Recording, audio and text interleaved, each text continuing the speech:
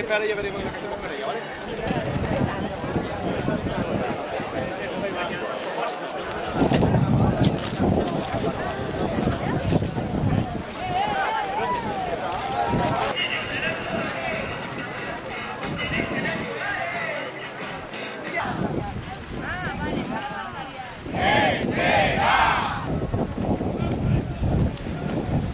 ¡Abajo los muros de las prisiones!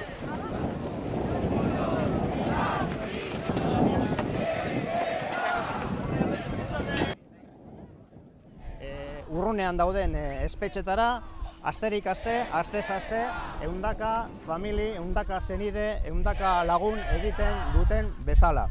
Eta gaurkoan, mezu bikoitza dakargu, alde batetik esatea euskal preso politikoei maite ditugula, eta beste alde batetik kalean nahi ditugula, kalean behar ditugula, eta horiek kalean aske izan arte, azken bururaino borrokatzen jarraituko dugula.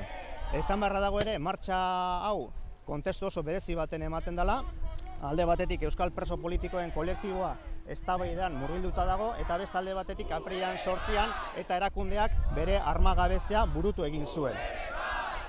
Kolektiboa egiten ari den eztabaidaren muina planteatzen da bi norabidetan, eta bi norabidetan emango ditu kolektiboa bere ekarpenak. Alde batetik gatazka politiko gainditzi bidean ekarpenak egingo ditu, eta beste alde batetik prozesu independentista bultzatzeko, sustatzeko ekarpenak ere emango ditu.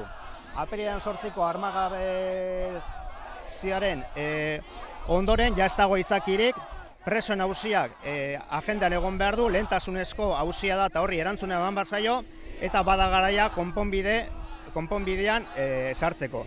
Beraz, bada garaia kalera ateratzeko, eta bada garaia ere bai preso beraiek elkarlanean gizartearekin eta instituzioekin behin betiko konponbide bat bilatzeko. Estatuak gogorra dira, estatua fuertea dira, baina ez dira garaitezina. Lankidetzaz eta borondatez lortuko dugu.